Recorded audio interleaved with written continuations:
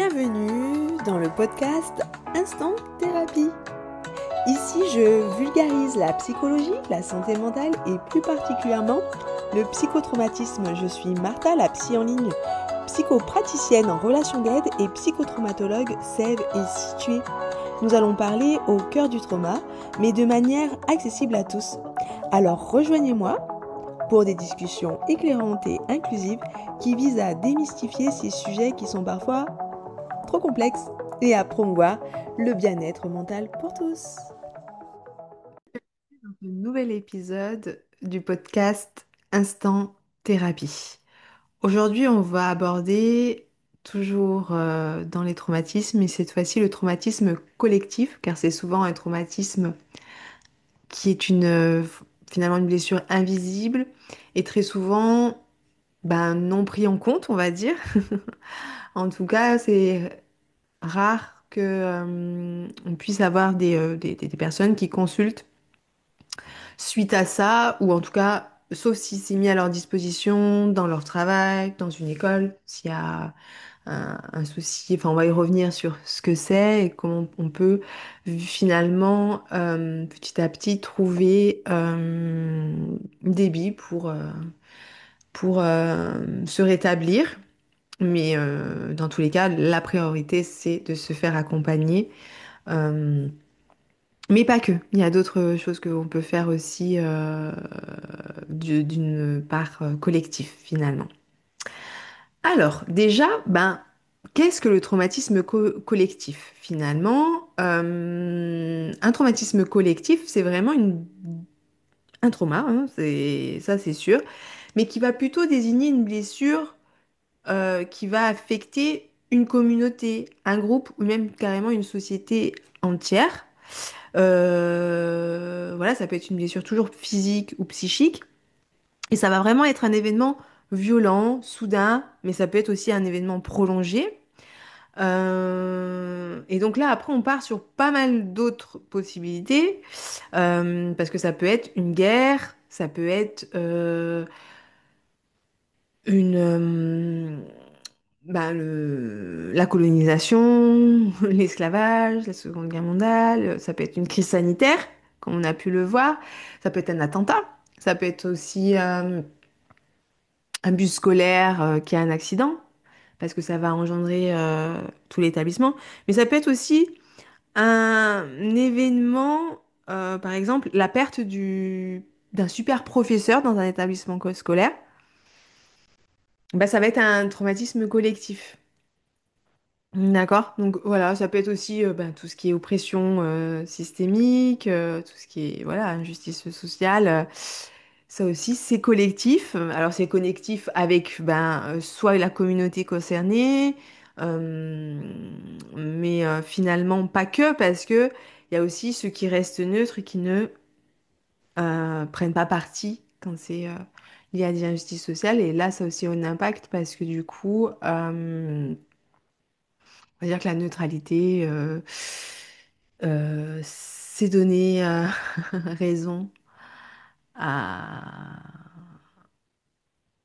à l'agresseur, quoi, ou à l'oppresseur. Voilà. Et donc, ce qui fait la différence, en fait, entre le traumatisme vraiment qui va toucher une personne individuelle, c'est que là, le traumatisme collectif, ça impacte un grand nombre de personnes en même temps qui vivent la même chose. Même si on sait que l'impact, finalement, il va être moindre. C'est-à-dire que toutes les personnes ne vont pas réagir pareil à ce même traumatisme collectif. Mais la base, le socle et les conséquences seront majoritairement les mêmes. Voilà. Mais après, c'est vrai qu'individuellement, il y en a qui vont vivre des choses, par exemple, pour le Covid-19, il y en a qui n'ont pas du tout eu peur et d'autres qui ont eu très peur pour qui ça a été beaucoup plus traumatisant, pardon, que d'autres. Mais ça ne veut pas dire que tous, nous n'avons pas vécu le traumatisme collectif. Sauf qu'on a tous réagi différemment à cet événement. Par contre, ça laisse les traces profondes dans l'ensemble. D'accord? Parce que derrière, ça va laisser une souffrance partagée des fois pas partagé, en tout cas pas pris en compte, mais souvent aussi ça peut isoler les personnes, les rendre méfiants, les rendre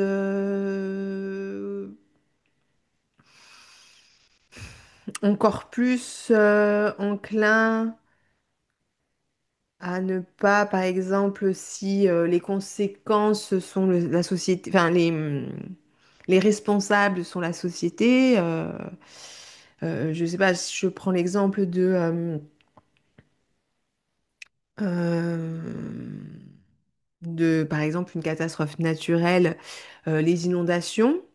Alors oui, c'est une catastrophe naturelle, mais parfois, le collectif qui a accepté de laisser construire telle ou telle maison sur des endroits où c'était zone inondable est aussi responsable. D'accord? Donc en fait, des fois, c'est le résultat aussi de choix collectifs pris pour une même communauté qui va aussi pouvoir engendrer derrière l'événement traumatisant.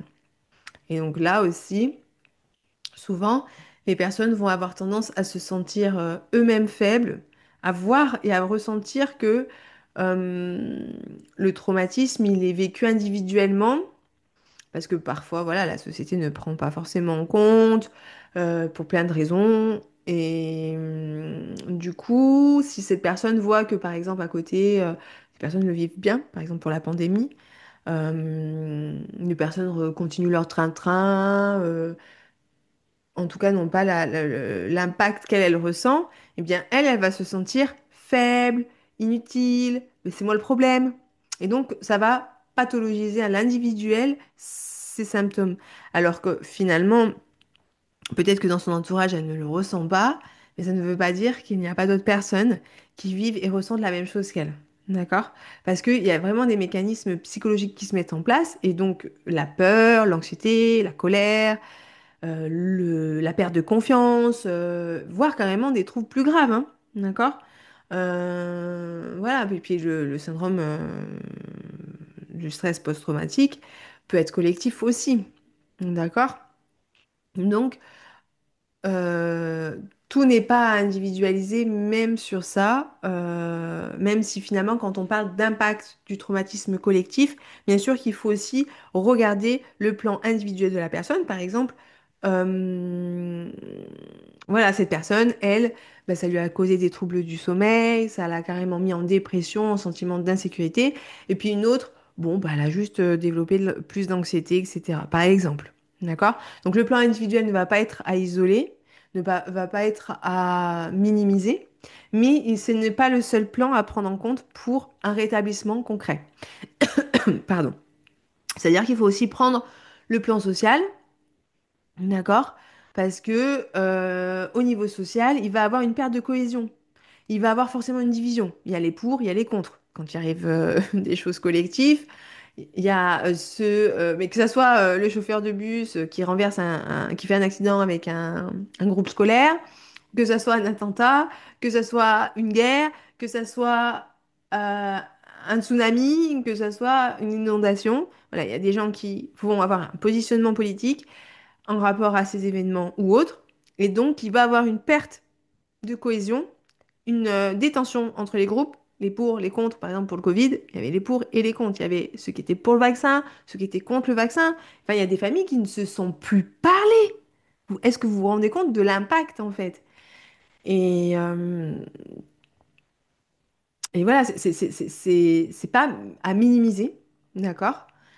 Donc, le Covid a vraiment eu des conséquences mondiales sur la santé mentale de beaucoup, beaucoup de personnes. Beaucoup de personnes ont eu une résilience pour plein de raisons, parce que c'est peut-être des personnes qui avaient déjà fait des thérapies, donc qui avaient déjà travaillé sur plein de choses, et donc du coup, voilà. Puis il y a des personnes, voilà, pour qui c'était très dur, et qui en plus n'ont pas eu, par exemple, le soutien de leur famille. Parce que peut-être ils ont été complètement dans des pensées divergentes et donc mis exclus, mis de côté. Voilà. Donc le plan social va avoir aussi cet impact-là parce que on va pouvoir se sentir isolé, ne plus sentir appartenir à tel groupe alors qu'on pensait appartenir à ce groupe. Voilà, donc ça va provoquer pas mal de choses et puis ça va engendrer derrière eh bien, des peurs. C'est-à-dire, par exemple, je reprends l'exemple du bus scolaire, mais par exemple des parents qui ne vont plus vouloir que l'enfant aille en sortie scolaire, sauf si c'est eux qui les emmènent. Ne pas vouloir, suite à un attentat, ne plus vouloir aller boire un verre en terrasse. Donc il y a plein de répercussions et c'est vrai que plus nous avons de traumatismes collectifs dans la société qui ne sont pas rétablis, et donc on accumule ces divisions, cette perte de cohésion, ces tensions entre groupes, et donc on accumule des choses qui laissent place à certaines ouvertures d'esprit qui sont assez extrêmes et qui ont aussi des conséquences, d'accord? Et en fait, c'est parce que c'est comme si on individualisait son trauma collectif, qu'on essayait de le guérir par toutes les façons. Et forcément, euh, on va dire que c'est la faute de l'autre. Petit à petit, et puis parfois par rapport à certains traumatismes collectifs, il n'y aura pas la neutralité qu'il devrait avoir dans le pays, que ce soit les journalistes ou autres, et qui vont influencer aussi les gens à penser de certaines choses, et qui vont engendrer encore plus de peur, encore plus d'impréhension, mais qui vont les guider aussi à une division qui va impacter le niveau social de la société et qui engendre aussi d'autres conséquences sur le long terme. C'est-à-dire que plus on accumule de traumatismes, dans la société qui ne sont pas traités, pas pris en compte, etc. Et plus on va vers des individus qui n'auront plus de solidarité, qui vont devenir très individualistes et qui vont faire des choix très individualistes en fait. Il y aura plus de cohésion, donc pourquoi je vais penser ainsi? Donc l'empathie va perdre de sa place. Ça va avoir des conséquences, du coup, encore plus sur la société qui aura vécu et accumulé tous ces traumatismes. Et puis, il y a aussi le traumatisme intergénérationnel qu'il ne faut pas négliger parce qu'il est très important. Dans quel sens? C'est-à-dire que très souvent, les traumatismes collectifs deviennent intergénérationnels quand il n'y a pas de partage d'émotions, qu'il y a beaucoup plus de non-dits.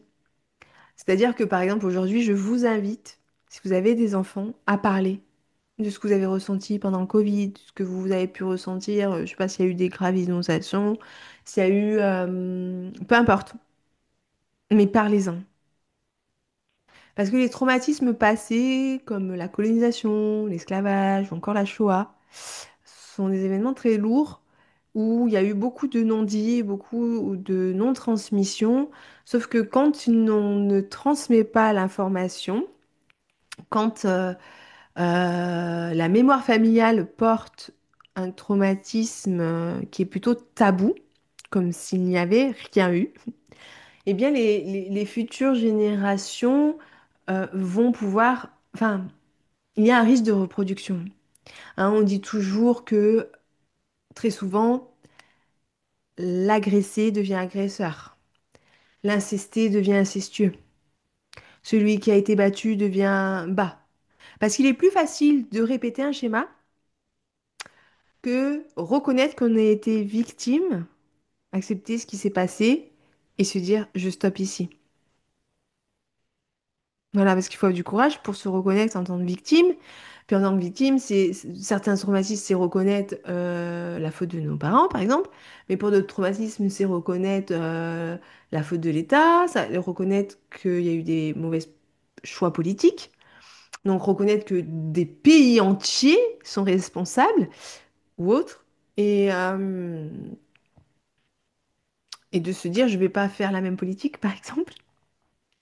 Et des fois, ben non, on reproduit la même politique, on fait pire parce qu'on n'a pas travaillé sur soi, parce qu'on n'a pas accepté le passé, et parce que très souvent, quand je dis agressé devient agresseur, etc., c'est que bah, c'est plus facile de répéter en disant, oh bah oui, moi j'ai pris des fessées, donc je vais donner des fessées.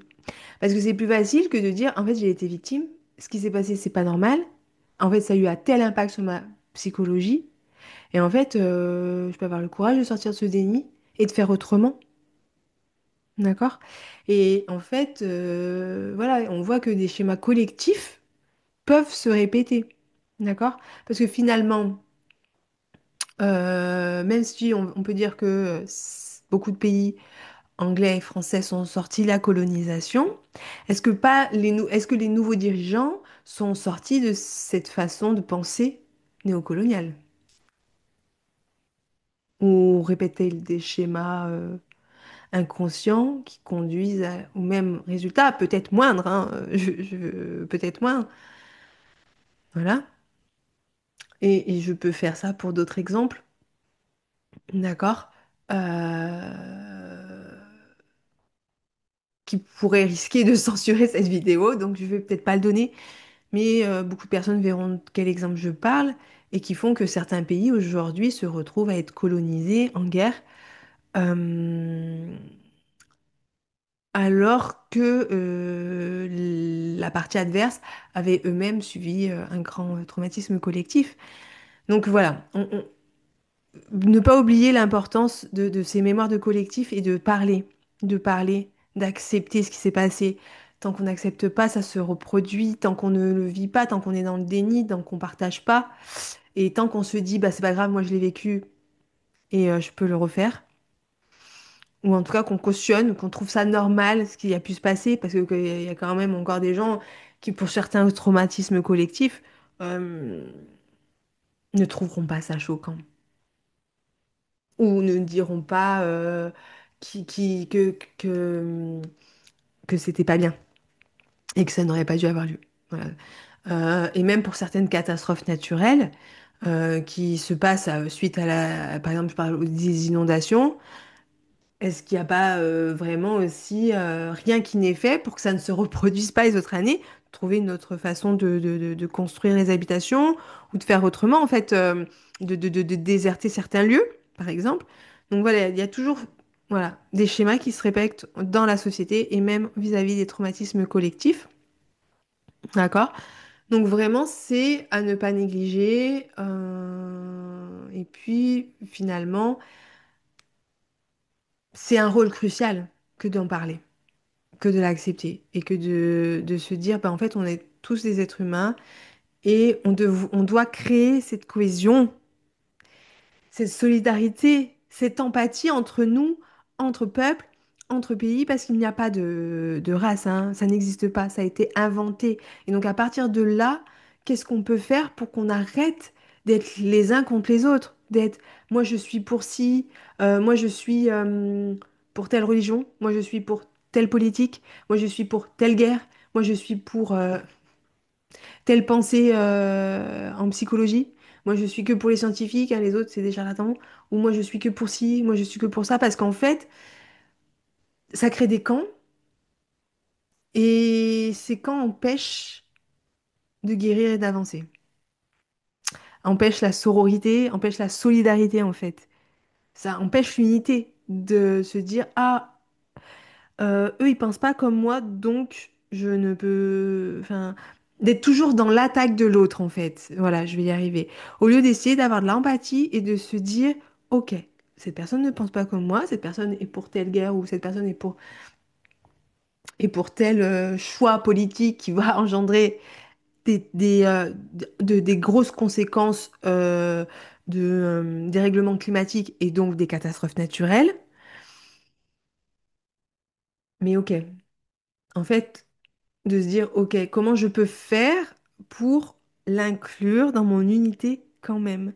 Qu'est-ce que ces personnes peuvent m'apporter? Parce qu'en fait, on n'y arrivera pas les uns sans les autres. Et il y a une très belle citation de Martin Luther King qui dit, c'est soit on va s'unir ensemble comme des frères, soit on va tous périr en fait, parce que il n'y a pas d'autre solution que l'unité. C'est pour ça que là j'insiste, parce que le trauma collectif, il se guérit par l'union, mais l'union de tous. C'est-à-dire, c'est comme si, par exemple, si je reviens sur les oppressions systémiques, et donc on va voir, par exemple, les violences conjugales, euh, on ne pourra pas guérir des hommes violents si les hommes ne vont pas en thérapie. Et donc si on refuse de les prendre en consultation, par exemple. Enfin, euh, donc voilà, on a tous des peurs, des protections, mais en fait, il faut qu'on s'unisse. Il faut qu'on s'unisse. C'est comme tous les partis politiques qui se font la guerre, c'est comme tous les partis en psychologie, parce que ça, je l'ai découvert depuis que je suis dans ce domaine-là, alors que je croyais que c'était un milieu qui était épargné, mais pas du tout. Le seul milieu qui pourrait aider à une cohésion, eh bien, il se tire tout le monde se met, non, toi tu penses pas comme moi tu penses pas comme ça, bah si, nanana, ou cette méritocratie qui devrait pas être existe. Bref, donc du coup, il n'y a pas un seul milieu où, à cause du trauma et des traumatismes collectifs, on se tire pas dans les pattes et du coup, c'est ça qui empêche l'unité. C'est ça qui empêche la solidarité et c'est ça qui mène à nulle part. À nulle part parce que tout le monde devient individualiste et fait des choix individuels, comme les choix politiques, mais qui ont un impact et qui peuvent engendrer des traumatismes collectifs. Donc du coup, on tourne en rond, mais surtout, on ne guérit pas. On ne guérit pas du tout, loin de là. Alors comment faire face? Eh bien, c'est reconnaître, c'est prendre parole, c'est accepter les différences des autres, c'est ne pas nier la souffrance d'autrui quand ils le partagent, c'est ne pas minimiser, c'est ne pas empêcher les commémorations, les cérémonies, les espaces de parole dédiés. Hein. C'est pas un repli communautaire que de vouloir parler entre même religion, peu importe la religion d'ailleurs, ou même culture, ou même voilà, ou même genre. Voilà, que les LGBT se retrouvent entre eux, que telle culture se retrouve entre eux des fois pour parler de tel traumatisme collectif. Eh bien, c'est important et c'est essentiel pour avancer. C'est une première étape, même si je suis d'accord, il faut inclure tout le monde, comme je disais tout à l'heure, parce que le repli ne crée rien de bon, comme le disait Martin Luther King. Donc, il faut inclure tout le monde, il faut accepter les pensées des autres, que tout le monde ne puisse pas penser pareil. Et qu'est-ce qu'on fait de ça? D'accord? Et c'est aussi décider de pouvoir se faire accompagner. Voilà, il y a aussi des thérapies de groupe qui sont proposées et qui peuvent faire un bien fou pour traiter tout ce qui est blessure voilà, émotionnelle qu'on a ressenti suite à cet événement traumatique. Mais aussi de pratiquer la pleine conscience, de prendre soin de soi en fait, d'avoir une forme aussi de résilience et une capacité à se reconstruire malgré l'adversité, à se dire on va y arriver, mais si on nourrit et qu'on est nourri par la solidarité, parce que s'il y a un repli, chacun chez soi et on n'essaye plus d'avoir d'empathie pour l'autre, il se passera rien, d'accord? Et c'est un peu le monde d'aujourd'hui malheureusement et ça ne va pas s'arrangeant quand on voit certains choix de vote. Ou, ça, ou certaines neutralités qu'il ne devrait pas y avoir en fait. Parce qu'il y a des choses où on ne peut pas être neutre. Essayer d'avoir un soutien mutuel. C'est-à-dire, pendant le Covid, il y a des gens qui ont été super méchants. Tu penses plus comme moi? Je te supprime. Je te bloque. Je te parle plus. T'es contre le vaccin? Je te parle plus. T'es pour le vaccin? Je te parle plus. Ça n'a pas de sens. Ça n'a pas de sens en fait, on se fait du mal. Et je sais que c'est du traumatisme, je sais que c'est des peurs qui sont engendrées suite à des traumatismes collectifs, mais ça engendre l'individualisme, ça engendre des guerres incessantes. C'est pas comme ça qu'on avance. C'est pas en faisant la guerre, en, en jugeant autrui qu'on avance. Non, c'est pas comme ça. Pas comme ça qu'on guérit en fait collectivement. Et il n'y aura pas de guérison de tous ces traumas collectifs sans la collectivité justement. Donc, il faut se faire accompagner pour justement développer cette empathie-là et s'engager à trouver des solutions, des créativités, des expressions communautaires, enfin, en tout cas, pour créer cette résilience collective finalement. Voilà. Et puis, je pense que dans tout ça, il y a aussi le rôle des médias et des institutions qui est importante. C'est-à-dire que éviter de propager des peurs, des fausses informations, ne pas relier qu'une idée et pas l'autre, ne pas avoir telle façon de parler pour telle communauté et puis une autre façon de parler pour une autre. Essayer de donner l'information la plus juste et transparente et respectueuse possible afin d'aider les personnes à développer leur esprit critique et leur esprit de résilience et leur esprit de développement surtout, parce que c'est pas avec des esprits fixes. Moi, je pense comme ça et c'est ça la vérité. Moi, je suis comme ça et c'est ça la vérité. C'est moi qui ai raison et nanana. Parce que dans toutes les civilisations, ça a prouvé que n'apportait rien en fait. Puis se rappeler qu'en fait, le traumatisme collectif, c'est tellement une blessure invisible, pardon, que personne ne la traite. Personne ne se fait réellement accompagner pour ça et donc on cumule trop de choses. Et après, on ne sait plus en fait si c'est réel, si c'est fictif, si on a réellement vécu ça. On fait des analyses rapides, des analyses. Enfin, on catégorise, donc après, on crée des préjugés, des stéréotypes, etc. Et on n'avance pas. Donc il faut vraiment montrer la diversité des réactions, la diversité des traumatismes collectifs et surtout ne pas dire bah, c'est invisible, donc c'est que ça doit pas être trop grave. Donc voilà. Donc j'espère que ben, cet épisode vous a plu, que je suis pas encore partie dans tous les sens comme j'aime bien le faire, ou en tout cas plutôt comme lui, il aime bien le faire. Si vous avez des questions, ben, n'hésitez pas à venir en commentaire, par mail ou sur WhatsApp. Je répondrai toujours, c'est avec plaisir. Et puis de se rappeler que ça a un impact, que c'est un phénomène complexe, sociétal, et que ben, on peut tous, à notre échelle, contribuer à améliorer et à aider à un rétablissement collectif de la société parce que au vu de ce qui se passe, je pense qu'il y en aura encore beaucoup d'autres. Prenez soin de vous et à dans 15 jours pour le prochain épisode. Pour aujourd'hui, merci de m'avoir écouté.